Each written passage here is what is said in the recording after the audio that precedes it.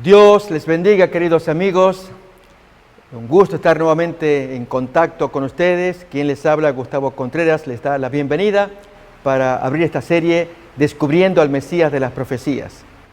Y estamos avanzando con los temas del libro de Hebreos, especialmente aquellas doctrinas que el apóstol Pablo consideraba como rudimento, que si era necesario se debían estudiar, pero creemos que en nuestros días sí son importantes de conocer. Y vamos entonces a observar Hebreos capítulo 6, los 3 primeros versículos. Recuerden que estábamos estudiando más detenidamente la doctrina de la resurrección de los muertos, la resurrección del cuerpo, y como contraste la inmortalidad del alma. De este tema vamos a hablar como también de la resurrección del cuerpo. Pero leamos pues los textos, Hebreos 6, versículo 1 en adelante. Por tanto, dejando ya los rudimentos de la doctrina de Cristo, vamos adelante a la perfección, no echando otra vez el fundamento del arrepentimiento de obras muertas, de la fe en Dios, de la doctrina de bautismos, de la imposición de manos, de la resurrección de los muertos y del juicio eterno. Y esto haremos si Dios en verdad así lo permite. Al hablar, amigos, en el versículo 2 del punto, la doctrina de la resurrección de los muertos o de la resurrección del cuerpo, se hace inevitable conversar también sobre su opuesto, que es la inmortalidad del alma. Estas son enseñanzas incompatibles, son opuestas en sí mismos. Esta, la inmortalidad del alma, que procede del paganismo. Acordémonos que culturas paganas como la egipcia o aún la griega, y asimismo muchísimas culturas de la antigüedad, creían en semejante cosa, y es que el hombre supuestamente vivía en ultratumba después de fallecer. En tanto que la doctrina de la resurrección del cuerpo es una revelación bíblica. Jesús mismo dice que el hombre va a dormir. Recordemos que fue la expresión que usó el Señor Jesús para referirse a la suerte de Lázaro. Él duerme y voy a despertarlo. Y los discípulos, creyendo que hablaba de dormir del sueño, Jesús aclara: Lázaro ha muerto y me alegra por ustedes de no haber estado allá, pero vamos para que ustedes crean. Jesús lo permitió que Lázaro muriera. Bien, el punto que hoy queremos estudiar, amigos, tiene que ver con lo que muchos llaman la vida en ultratumba. Según la parábola de Jesús, que vamos a estudiar a continuación, la de el rico y Lázaro, ¿y qué es lo que entraña ese texto? Por el cual muchos conciben que hay vida después de la muerte. El texto no apunta a ello. Vamos entonces a estudiar San Lucas capítulo 16, no sin antes decir, amigos, que la controversia sobre el versículo es grande. O es una parábola o es una historia. Los méritos del mismo texto nos tienen que ayudar a entender. No aparece la palabra parábola, es verdad, pero tiene tal contenido que seguramente nosotros mismos podremos dilucidar si se trata de una parábola o de un hecho real. Leemos pues entonces Lucas capítulo 16, desde el versículo 19 en adelante.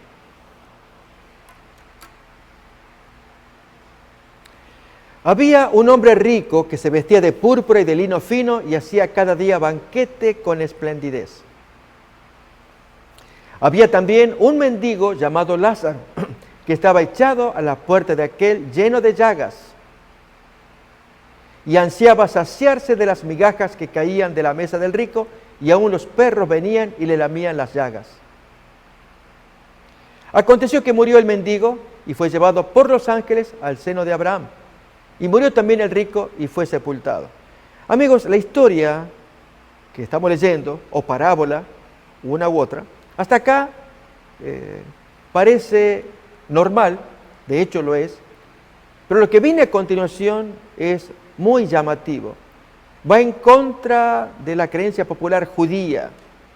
El judío pues creía que los ricos heredaban automáticamente el cielo. Acuérdense, en Mateo 19 se nos cuenta que luego de la enseñanza dada al joven rico y que Jesús dijo ante el rechazo del joven de aceptar el consejo de Jesús, vende y anda, vende todo lo que tienes y dalo a los pobres y tendrás tesoro en el cielo. Y el joven se fue triste porque tenía muchas posesiones. Luego Jesús dice, cuán difícilmente entrará un rico en el cielo. ¿Nos acordamos? Mateo capítulo 19. La reacción de los discípulos. Entonces, es difícil salvarse. Nosotros que lo hemos dado todo, ¿qué tendremos? Recuerden, son las expresiones que campean en ese contexto. Bien, amigos, efectivamente, los discípulos creían que un rico recibía bendiciones en la tierra para heredar luego el cielo. Se le daba por anticipado el cielo acá en la tierra. Y ya luego lo heredaba normalmente. Y en el caso del pobre a la inversa, si el pobre estaba enfermo, algún pecado debía tener. Acordémonos de Juan 9 y el joven nacido ciego. Maestro, ¿quién pecó? ¿Este o sus padres para que haya nacido ciego? Daban por sentado que había un pecado de por medio, como castigo para que naciera ciego. Y si esto era evidente en la tierra, cuánto más al morir la persona, pues ya le esperaba el castigo final. Jesús invierte los términos. Si el rico debía heredar el cielo, según la creencia judía, ahora el rico heredaba el infierno. Y el pobre, que ya tenía como anticipado un castigo, ahora heredaba el cielo, nada menos que estar en el seno de Abraham. O sea, hizo una mezcla, como solemos decir cuando unimos los cables de la batería a una batería aquí de este vehículo que no está andando, no está respondiendo, y ponemos los cables, el rojo y el negro, allí en las respectivos bornes, en el positivo y negativo. Y ponemos luego el otro cable en la otra batería del vehículo que anda, y también respectivamente rojo y negro. En el caso de Jesús hizo una mezcla y salta el cortocircuito. ¿Qué es esto? ¿Qué significa? Que un rico se vaya al infierno y que un pobre nada menos esté que en el seno de Abraham. Bien, de eso trata la parábola, amigos, porque los contenidos muestran que es una parábola. Sigamos leyendo, vamos a ver. Entonces él, dando voces, decía, Padre Abraham, ten misericordia de mí y envía a Lázaro para que moje, noten acá, la punta de su dedo en agua y refresque mi lengua, porque estoy atormentado en esta llama. Amigos, ¿quién se refresca con una gota de agua en la punta del dedo, mojándolo en la lengua? Es ridículo. Eso muestra, entre varias cosas, que se trata de una parábola. Hay una lección moral que Jesús quiere traer usando elementos conocidos en ese tiempo. Era común entre los judíos creer en la vida en ultratumba. De hecho, Josefo cuenta ello al describir qué creían los fariseos y los saduceos. Los saduceos negaban estas cosas y los fariseos sí, afirmaban que había vida en ultratumba. Hablaban del alma también. Era creencia común. Ahora Jesús construye un relato donde el propósito no era revelar que había vida en ultratumba, sino con la creencia que los judíos traían, revelar algo profundo. ¿Y qué es, amigos? Esta es una profecía muy curiosa, con nombre y apellido. Se profetizó antes del suceso que alguien llamado Lázaro moriría al pedido del rico. Señor, mándalo resucitado. Se lo mandó a Lázaro resucitado. Ellos van a creer. Abraham que dice, no van a creer. Si no aceptan la Biblia, no van a creer. Sí, sí van a creer.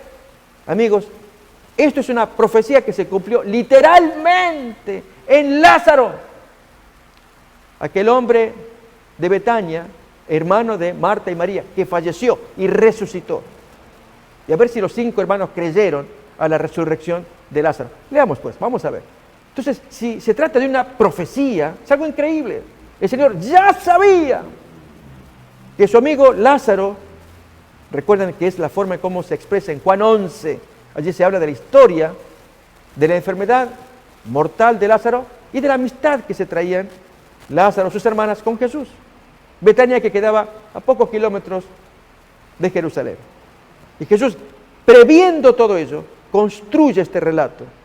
Amigos, ¿qué más prueba de divinidad podía recibir el pueblo de Dios, los judíos, con un maestro que lo conocía todo, y sin embargo, el necio corazón rechaza toda luz que proceda del Cristo.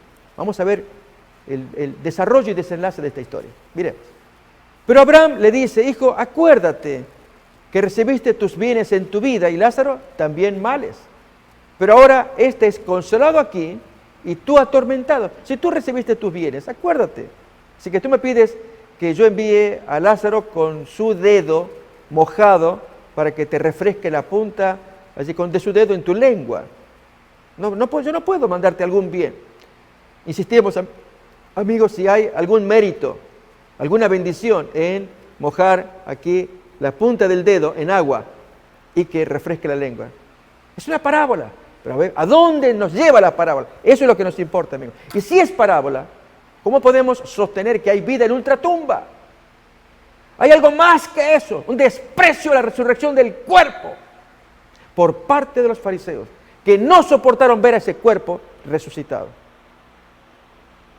Quisieron matar a Lázaro luego de resucitado. A veces, amigos, hablamos de las cosas de Dios, y en este caso, esta doctrina pagana, la de la inmortalidad del alma, que Josefo cuenta de los fariseos que la creían, los saduceos no, y sin embargo, al hablar de la justicia, hay ciertas expresiones muy llamativas de Josefo, que el hombre paga en ultratumba las cosas que uno hace en la tierra, y nos metemos con una doctrina pagana, olvidando que esta, que es bíblica, la resurrección del cuerpo, como no nos gusta o nos molesta, preferimos la otra. Por ejemplo, cuando hay quienes dicen: mi abuelita murió y ella está en el cielo, está intercediendo por nosotros. Mi hijo falleció, está en el cielo. Y si alguien le dice: no, está en la tumba. ¿En la tumba? ¿Qué? ¿Comido por los gusanos? Creo que no nos gusta ni siquiera pensar en eso. Sin embargo, Dios quiere ser sincero, amigos, con nosotros. Y es decirnos qué dice la revelación bíblica para que confiemos en ella. De otro modo, nos pasará como los fariseos. Decimos creer, decimos confiar, y sin embargo hacemos cosas exactamente contrarias a la voluntad de Dios, como ocurrió con estos fariseos en su trato con el Lázaro resucitado. Vamos pues a mirar la historia. Pero Abraham le dice: hijo, acuérdate que recibiste tus bienes en tu vida y Lázaro también males, pero ahora este es consolado aquí y tú atormentado. Además de todo esto, una gran cima está puesta entre nosotros y vosotros, de manera que los que quisieren pasar de aquí a vosotros, como Lázaro, no pueden, ni de allá, algunos del infierno, venirse para acá. No se puede. Entonces le dice el rico quemándose: te ruego pues, Padre, que lo envíes a la casa de mi padre, a mi familia, porque tengo 5 hermanos, fariseos, saduceos, lo que queramos decir, eran israelitas, para que les testifique a fin de que no vengan ellos también a este lugar de tormento. Y bien que Abraham puede decir: ¿estás seguro de lo que estás pidiendo? Que yo lo mande para testificar, si le pueden matar. Entonces Abraham dice: a Moisés y a los profetas tienen, óiganlos. Tienen la Biblia. A lo que el hombre en su tormento responde: no, padre Abraham, que si alguno fuere de ellos, de entre los muertos, se arrepentirán, te lo prometo. Resucita. Y efectivamente, amigos, vamos a hablar de Juan 11 y Juan 12, la resurrección de Lázaro, y a ver si la gente se arrepintió. Bien, miremos. Pero Abraham le dice: si no oyen la Biblia, a Moisés y a los profetas, tampoco se persuadirán, aunque alguno se levantare de los muertos, ya que la misma Biblia lo testifica. ¿Saben? Aquí hay un fenómeno en el ser humano. Decimos que creemos, que apoyaremos, pero Dios, que conoce el corazón, ya con tiempo nos dice: si tú no haces esto, tú no vas a responder. ¿Y hacer qué, amigos? Aquí es amar a Moisés, amar a los profetas, amar la Biblia, escucharla, hacerle caso. Si tú no haces eso, por más que prometas, que cuando vas a Lázaro, yo mismo me hago cargo de decirle a mis hermanos: escuchen a Lázaro, viene de ultratumba, allí del paraíso. Les va a enseñar, porque si no, ustedes van a ir como yo aquí al infierno. En fin, ¿qué no haría ese hermano de aquellos 5 incrédulos? Estamos extendiendo la parábola, amigos, solamente para razonar. Que Dios sabe acerca de nuestra naturaleza. Si no hacemos cosas básicas y sencillas, en este caso, Abraham se lo pide. Tienen a Moisés y a los profetas, óiganlos, escúchenlos, y eso es suficiente para que no vengan al lugar del tormento. Bien, amigos, saquemos algunas conclusiones de este relato que estamos escuchando. Estamos afirmando que se trata de una parábola, ya hemos dicho algunos elementos. Es imposible que, si es una historia real, que se trate de un pedido que se moja la punta del dedo en agua, allí refresca la lengua y por lo menos queda satisfecho. No. Creemos que el relato más importante es el diálogo entre Abraham y el hombre que se está quemando en el fuego. Junto con ello, el elemento que va volteando las premisas e ideologías judías, como es aquella que el rico hereda el cielo y el pobre, sufriente, tiene en la tierra un adelanto del infierno que le espera. Aquí un adelanto en su riqueza, es un adelanto del cielo que le espera. Y en su pobreza y sufrimiento, un adelanto del infierno que le espera. Ideas judías. En el diálogo, amigos, hay detalles importantes. Jesús pone en boca de Abraham lo que él considera importante. Moisés y los profetas tienen la Biblia, lean la Biblia, háganle caso. Buen consejo. Hasta el día de hoy sigue siendo válido. El relato de el rico y Lázaro, amigos, va en esa línea. Pero aquí que en lugar de prestar atención a estos detalles, muchos cristianos que estudian la historia creen ciegamente. Aquí hay un relato de ultratumba. ¿Qué se ve? Se ve a Lázaro que está sentado en el regazo. ¿Creemos eso también?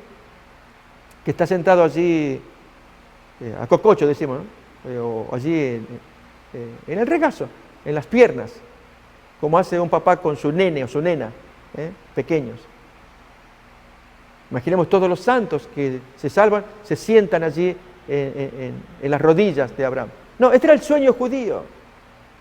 Y Jesús utiliza las palabras judías.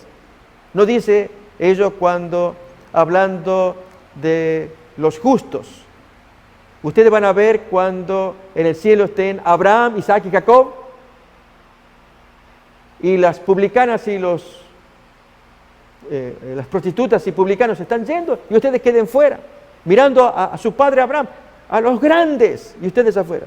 Ese era el sueño judío. El cielo consistía en estar con Abraham, estar con Isaac, con Jacob, estar con ellos. E incluso desde un ángulo mundano también. Era la plenitud para un judío. Jesús sigue, construye la historia en esas condiciones. Vamos a hacer lo que hable Abraham. Pero el punto central es, crean la palabra de Dios. Bien, amigos, recordemos que dijimos que es una profecía. Este servidor sostiene que es una profecía. Por los siguientes hechos. Este relato fue anterior al acontecimiento del verdadero Lázaro que falleció. Si alguien dice es pura coincidencia, muy bien, se puede respetar.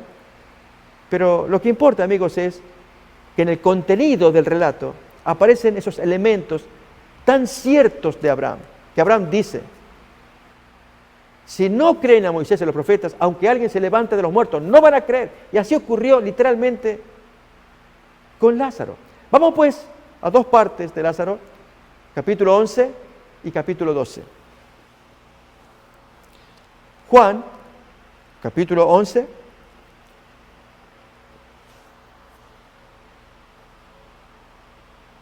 versículo 38 en adelante, momentos previos a la resurrección de Lázaro. Jesús, profundamente conmovido, otra vez vino al sepulcro. Era una cueva y tenía una piedra puesta encima. Dijo Jesús, quitad la piedra. Marta, la hermana del que había muerto, dijo, Señor, hiede ya, porque es de 4 días. Jesús dice, ¿no te he dicho que si crees verás la gloria de Dios? Entonces quitaron la piedra de donde había sido puesto el muerto. Y Jesús, alzando los ojos a lo alto, dice, Padre, gracias te doy por haberme oído. Yo sabía que siempre me oyes, pero lo dije por causa de la multitud que está alrededor, para que crean que tú me has enviado. Y habiendo dicho esto, clamó a gran voz, Lázaro, ven fuera. Y el que había muerto salió, atadas las manos y los pies con vendas y el rostro envuelto en un sudario. Jesús les dice, desatadle y dejadle ir. Entonces muchos de los judíos que habían venido para acompañar a María y vieron lo que hizo Jesús, creyeron en él. Pero algunos de ellos fueron a los fariseos y les contaron lo que Jesús había hecho, para que allí el Sanedrín les dé una opinión de algo que ellos no vieron. Muy triste que dependamos del hombre, en lugar de creer como los primeros, estos segundos judíos preguntan al hombre, consultan la carne. Entonces los principales sacerdotes y los fariseos reunieron el concilio y dijeron, ¿qué haremos? Porque este hombre hace muchas señales. Si le dejamos así, todos creerán en él y vendrán los romanos y destruirán nuestro lugar santo y nuestra nación. Entonces Caifás, uno de ellos, sumo sacerdote aquel año, les dice, vosotros no sabéis nada, ni pensáis que nos conviene que un hombre muera por el pueblo y no que toda la nación perezca. Esto no lo dijo por sí mismo, sino que como era el sumo sacerdote aquel año, profetizó que Jesús había de morir por la nación. Y no solamente por la nación, sino también para congregar en uno a los hijos de Dios que estaban dispersos. Así que desde aquel día acordaron matarlo. Noten, acuérdense del relato de el rico en el infierno y de Abraham en el paraíso teniendo allí a Lázaro. Cuando el hombre le pide, envíalo a testificar. Y Abraham dice, ¿tiene la Biblia? No, mándalo, que ellos creerán de los muertos. Amigos, ya quieren matar a quien resucita. Este es un punto importante. Abraham podía haber incluido. No van a creer, aunque alguien vaya de entre los muertos y alguien lo resucite. A ambos los van a matar. Al que resucitó y al resucitado. Como ocurre acá en este caso. Seguimos leyendo Juan capítulo 11. ¿En qué termina este tema de acordar matar a Jesús por causa de la resurrección de alguien llamado Lázaro? Por tanto, Jesús ya no andaba abiertamente entre los judíos, sino que se alejó de allí a la región contigua al desierto, a una ciudad llamada Efraín, y se quedó allí con sus discípulos. Vamos ahora al capítulo 12 de San Juan. Vamos a leer del versículo 7 en adelante. Entonces Jesús dice, ¿recuerdan aquel evento de la mujer que unge a Jesús sus pies? Eso fue días posteriores en la casa de Simón, un vecino también oriundo de Betania, de donde eran María, Marta y Lázaro. Así que eran vecinos allí. Y esta María de Betania, la que ungió los pies de Jesús, es la hermana también de Lázaro. Miremos cómo sigue la historia. Entonces Jesús dice, déjala, para el día de mi sepultura ha guardado esto. La crítica porque había hecho el despilfarro, supuesto despilfarro de gastar ese mucho perfume cuando se lo podía haber vendido por denarios y ganar dinero para la misión. Porque a los pobres siempre los tendréis con vosotros, pero a mí no siempre me tendréis. Gran multitud de los judíos supieron entonces que él estaba allí y vinieron, no solamente por causa de Jesús, sino también para ver a Lázaro, a quien había resucitado de los muertos. Ahora sí, a ver, Lázaro, ponte a enseñarles a los judíos, según el pariente que está en el infierno. Testifícales para que no vayan al tormento. Recuerda el pedido. Lázaro, te tienes que acordar tú. Predícales. Abraham le había dicho al rico, ¿tienen la Biblia? El rico pidió, no, que vaya uno de entre los muertos. O sea, mándalo a Lázaro. Bien, acá está. A ver, ¿qué haría? Veamos. Pero los principales sacerdotes acordaron dar muerte también a Lázaro, porque a causa de él muchos de los judíos se apartaban y creían en Jesús. ¿Entendemos, amigos? Se cumplió la palabra de Abraham. Por más que mande a alguien de los muertos, no creerán. Si no creen a Moisés y a los profetas, no creerán si alguien se levanta de los muertos. Palabras de Jesús puestas en los labios de Abraham. Bien, amigos, esto nos muestra que Jesús tenía razón. ¿Dónde queda entonces esta noción de vida en ultratumba? Es un relato que se construye para enseñar algo moral profundo. Por eso decimos una profecía con detalles tan especiales. Quisieron matar a Lázaro, así que no funciona lo que el hombre pidió, que desde su castigo en el infierno mande a alguien resucitado.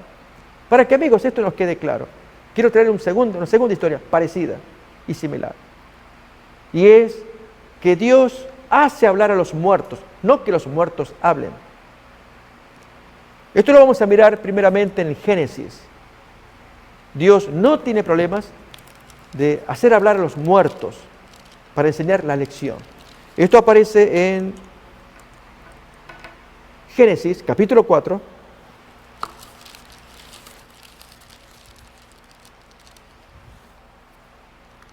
versículo 9 en adelante. Y dijo Jehová a Caín, ¿dónde está Abel tu hermano? Él respondió, yo no sé. ¿Soy yo acaso guarda de mi hermano? Muy ofensivo en la forma de contestar. Y Dios le dice, ¿qué has hecho? Noten esto, amigos. La voz de la sangre de tu hermano clama a mí desde la tierra.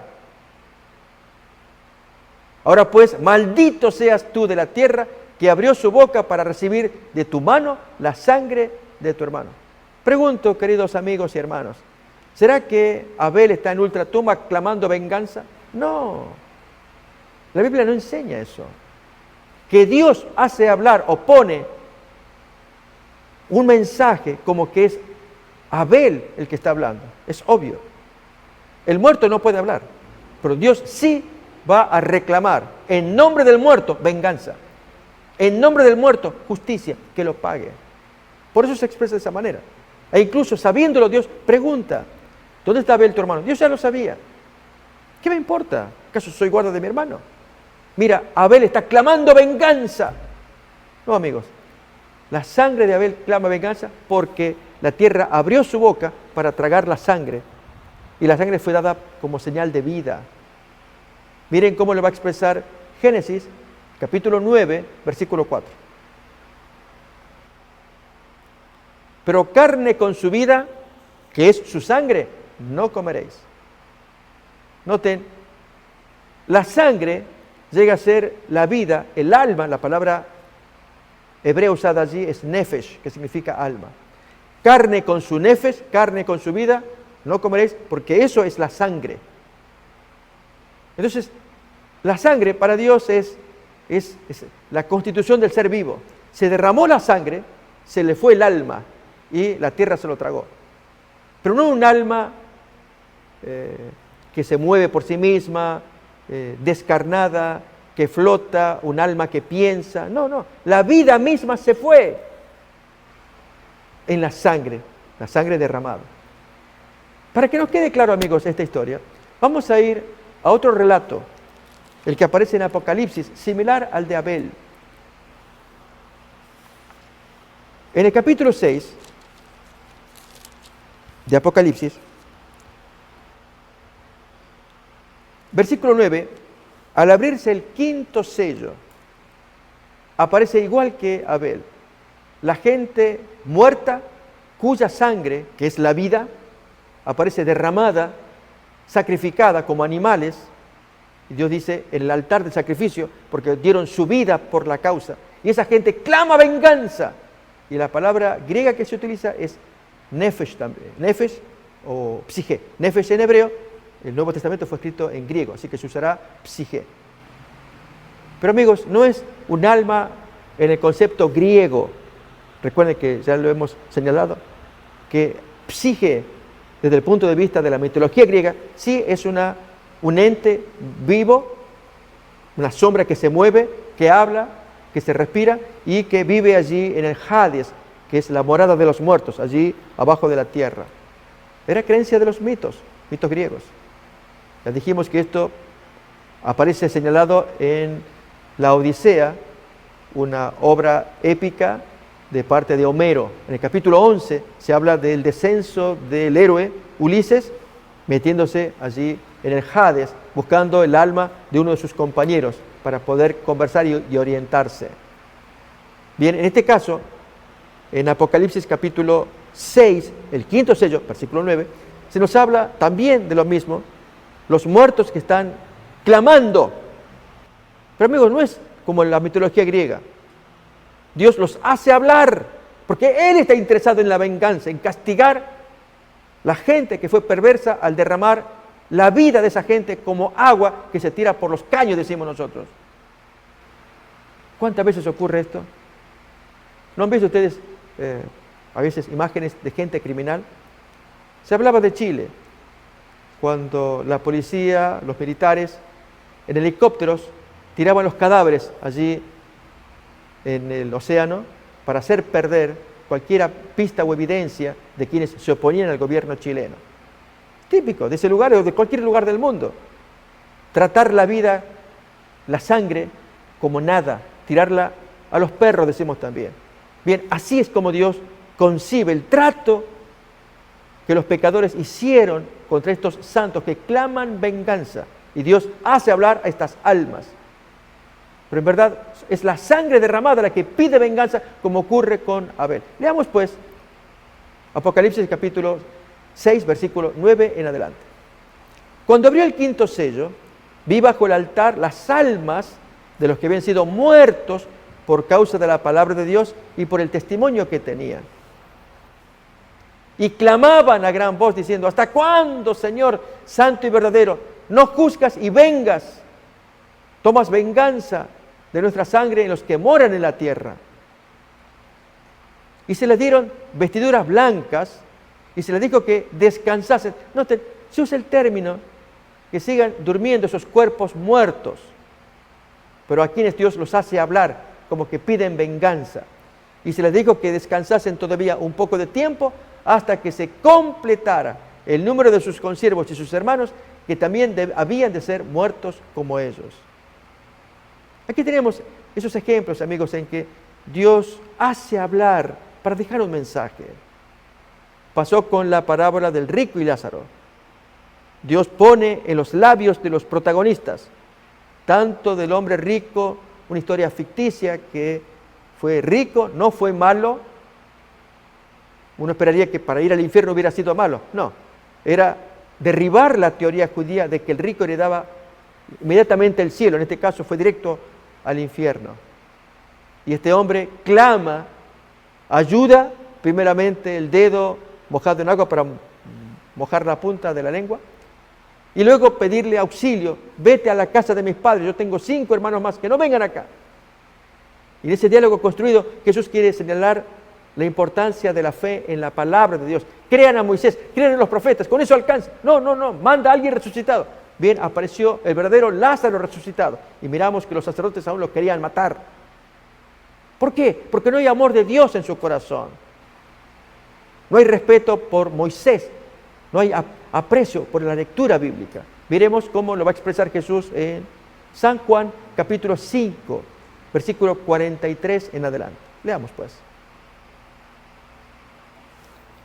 Yo he venido en nombre de mi Padre y no me recibís. Si otro viniere en su propio nombre, a ese recibiréis.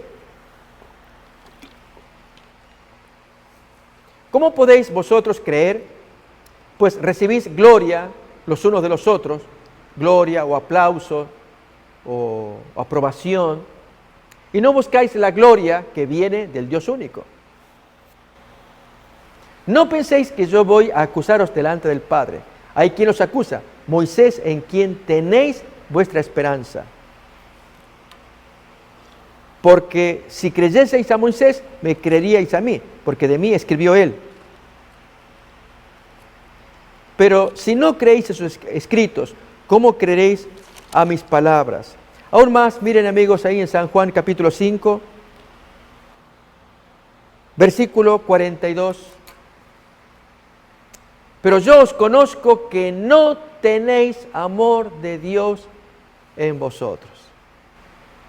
Al no haber amor de Dios, amigos, por más que venga el resucitado, por eso el concepto o el propósito de esta parábola del rico y Lázaro no era tanto probar que existe vida en ultratumba, el alma descarnada anda por allí morando en su beatitud en el cielo, o si el alma fue mala, quemándose en el infierno. No, amigos, no. El relato cuenta de un propósito mayor, para que seamos amplios como Jesús lo presenta, y es que todos debiéramos estar atentos a los consejos de Abraham. Si no quieren ir al lugar de tormento, no hace falta uno resucitado. Tienen la Biblia, háganle caso. En la doctrina, amigos, de la resurrección del cuerpo, se nota algo muy distinto. Según lo que hacemos en este cuerpo, es lo que vamos a heredar. No esperar que la persona se muera y siga viviendo. No, es según lo que hayamos hecho en el cuerpo. Miremos cómo lo expresa 2 de Corintios capítulo 5, versículo 10. En consecuencia, ser responsables con el uso de nuestro cuerpo. Porque es necesario que todos nosotros comparezcamos ante el tribunal de Cristo para que cada uno reciba según lo que haya hecho mientras estaba en el cuerpo, sea bueno o sea malo. Esta es la razón de ser de por qué esta doctrina de la resurrección del cuerpo es más importante, más certera que esta noción hasta de escape, una noción en la que uno escapa fácilmente. Porque acá se nos enseña todo lo que hagamos con el cuerpo, amigos, tenemos que dar cuenta. Acá es distinto. ¿Saben cómo? Hay personas que enseñan que no importa lo que uno haga con el cuerpo, lo que importa es lo que hay en la cabeza. Somos tan débiles, proclives al mal, que Dios va a entender. Lo que Dios quiere ver qué hacemos con nuestras creencias. No, amigos. La creencia, la mente, la cabeza que tenemos acá, se asienta sobre un cuerpo. Y según lo que hacemos con el cuerpo, la mente se fortalece o no. Una persona que es alcohólica, viciosa, drogas, sexo, etc., y que le atribuye importancia al espíritu, pero no importa lo que hagamos con el cuerpo. Ese comportamiento tan descuidado del cuerpo hace que su mente no esté a la altura de la pretensión que Dios quiere para la persona. De ahí la importancia de darle al cuerpo lo que Dios quiere para él. Atención. Voy a invitarles a que me acompañen a mirar en la primera carta a los Corintios,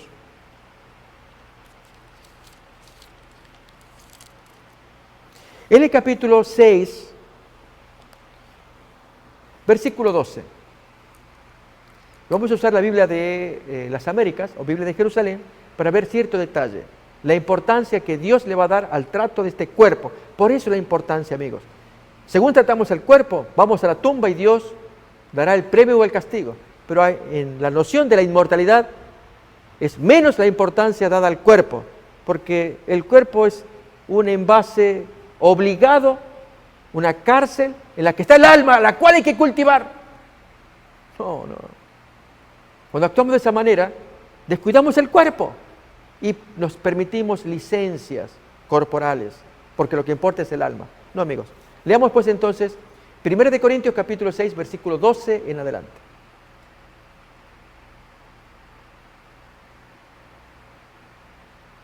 Todas las cosas me son lícitas, pero no todas son de provecho. Todas las cosas me son lícitas, pero yo no me dejaré dominar por ninguna. Los alimentos son para el estómago y el estómago para los alimentos. Pero Dios destruirá a los dos. Sin embargo, el cuerpo no es para la fornicación, sino para el Señor. Y el Señor es para el cuerpo. Notamos aquí, amigos, Pablo está utilizando el ejemplo de los alimentos y el estómago. hechos los unos, los alimentos para el estómago, unos y otros. En el caso de la pareja humana, los corintios traían la teoría de la tuerca y el tornillo. Por eso Pablo habla de esta manera. Y es que el cuerpo masculino, teniendo el formato que tiene, está hecho para el cuerpo femenino, tuerca y tornillo. Y Pablo dice, no, tu cuerpo no es para eso, tu cuerpo es para el Señor. Para exaltar, amigos, esto lo queremos mirar en Pablo, la noción de que Dios mira el cuerpo como un don de Dios, no el alma. Reiteramos, el alma es el medio por el cual el hombre se escapa de su responsabilidad corporal. Miremos. Versículo 14. Y Dios que resucitó al Señor, también nos resucitará a nosotros mediante su poder. ¿No sabéis que nuestros cuerpos son miembros de Cristo? ¿Tomaré acaso los miembros de Cristo y los haré miembros de una ramera? No, de ningún modo. ¿O no sabéis que el que se une a una ramera, versículo 16, es un cuerpo con ella? Porque el texto bíblico dice, los dos vendrán a ser una sola carne. Pero el que se une al Señor es un espíritu con Él. Huid de la fornicación. Este es el gran problema de la tuerca y el tornillo. Todos los demás pecados que un hombre comete están fuera del cuerpo, pero el fornicario peca contra su propio cuerpo. ¿Por qué, amigos? ¿Por qué es grave?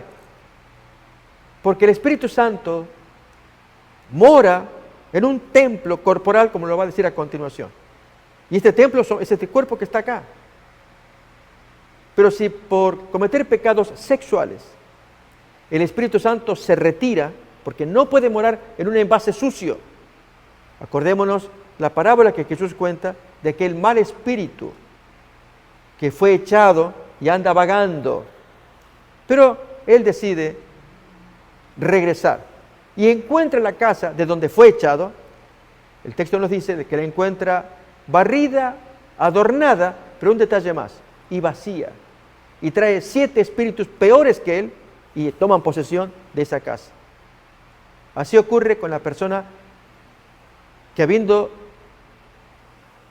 sido echado el mal espíritu, viviendo una vida nueva, consagrado al Señor, pero en algún momento se descuida, el Espíritu Santo sale, el hombre está desguarnecido, desprotegido. El antiguo mal espíritu regresa y toma posesión y su estado es peor. Bien, en el caso que estamos leyendo, amigos, se nos dice que el gran consejo, huid de la fornicación, porque cuando el hombre comete pecado, cualquier pecado está fuera del cuerpo. De los muchos pecados que hay, están afuera. Malos pensamientos, acciones. Pero pecar contra el propio templo del Espíritu Santo es de alto riesgo, porque el Espíritu Santo se va y esto queda vacío para que el enemigo pueda hacer su nueva morada. Leamos el texto.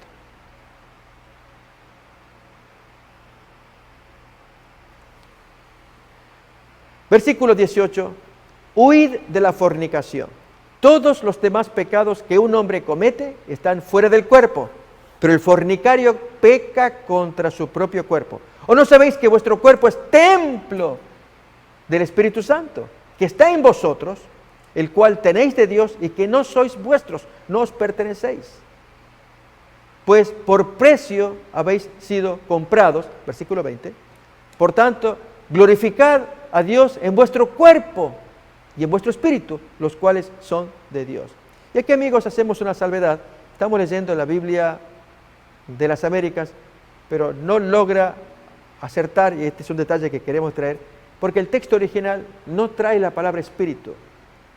Así que vamos a buscar la Biblia de Jerusalén para leer el mismo versículo 20. El apóstol Pablo le da importancia al cuerpo, no al espíritu.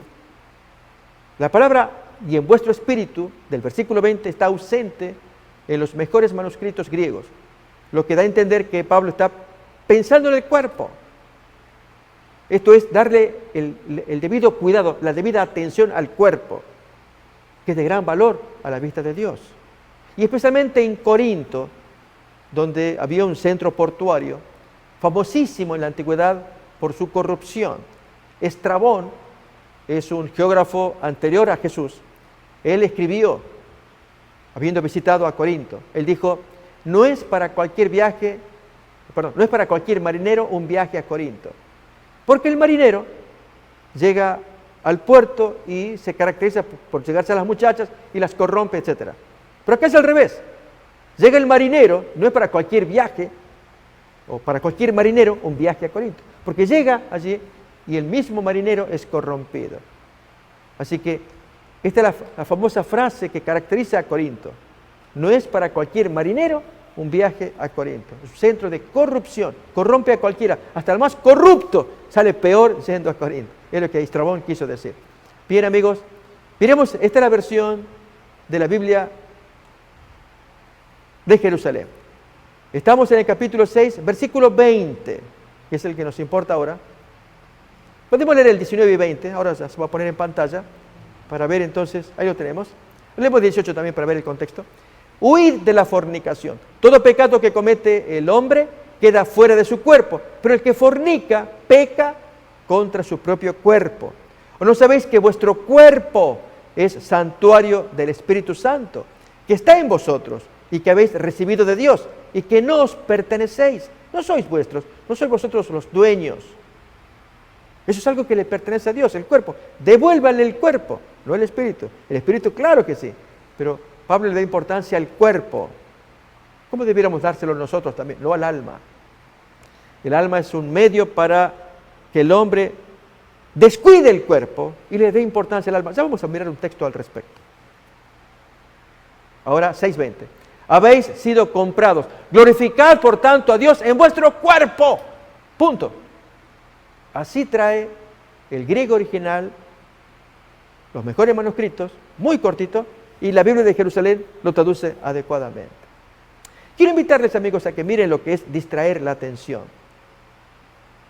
para que vayamos razonando la diferencia que hay entre la doctrina de la inmortalidad del alma y la resurrección del cuerpo. En la Biblia se le va a dar tanta importancia a este tema del cuerpo, lo acabamos de ver, en que Dios nos enseña que tendremos que dar cuenta de lo que hemos hecho estando en el cuerpo. Por lo tanto, lo que hemos comido, lo que hemos tocado, lo que hemos olido, lo que hemos visto, lo que hemos oído, lo que hemos gustado, etc. Todas las acciones que provienen de las 5 avenidas del alma, los 5 sentidos. Todas esas acciones hechas en un cuerpo, que es el que tenemos nosotros, es lo que la Biblia enseña, que tendremos que dar cuenta en el juicio. Mientras que el alma, una noción extraña a la Biblia, enseña que lo que importa es esa cosa que sale a la muerte del cuerpo. Y que por lo tanto hay que cultivar esa cosa llamada alma como lo más importante.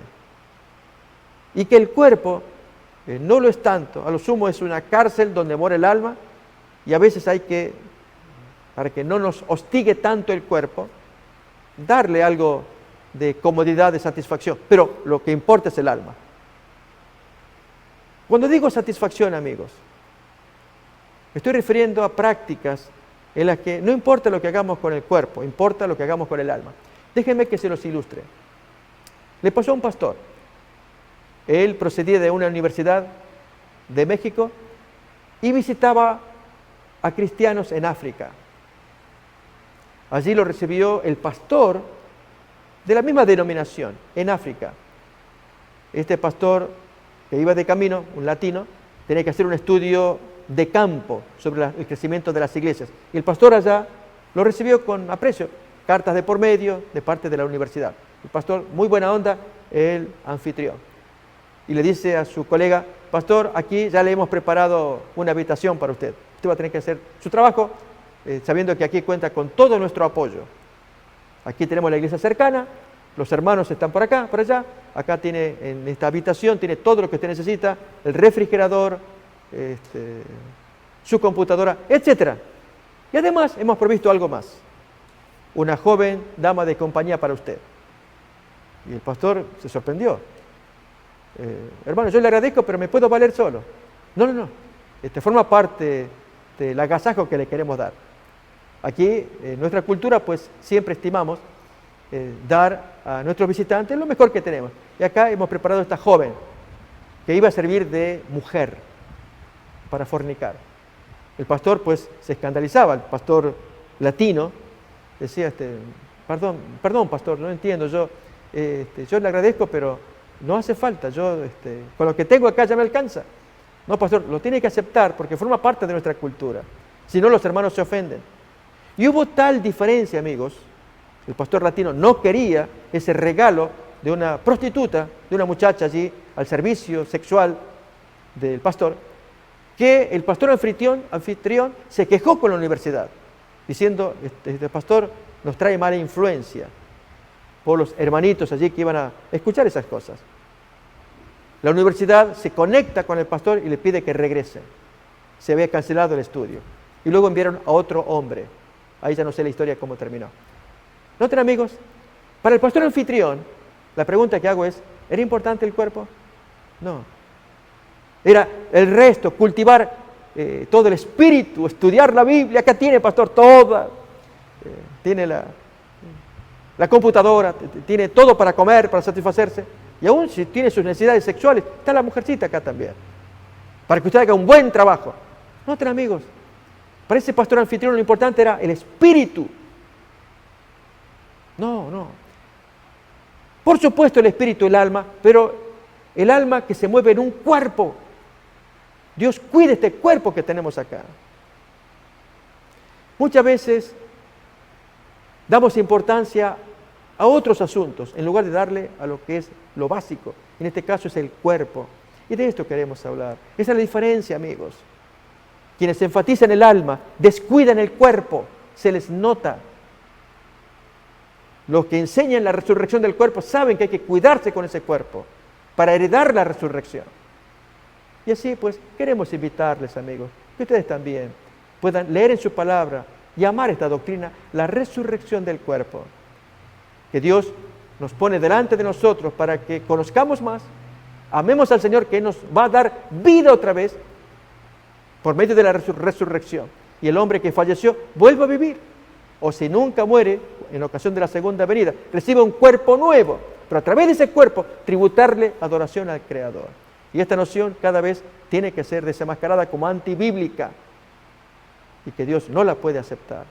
Amigos, deseamos que Dios les guarde, los bendiga. Gracias por acompañarnos, que el Señor more con ustedes y seguiremos estudiando más en la siguiente emisión sobre estas doctrinas, fundamentos o rudimentos, dice el apóstol Pablo en Hebreos capítulo 6, versículos 1 y 2. Que Dios les bendiga, nos miramos en la siguiente emisión. Amén.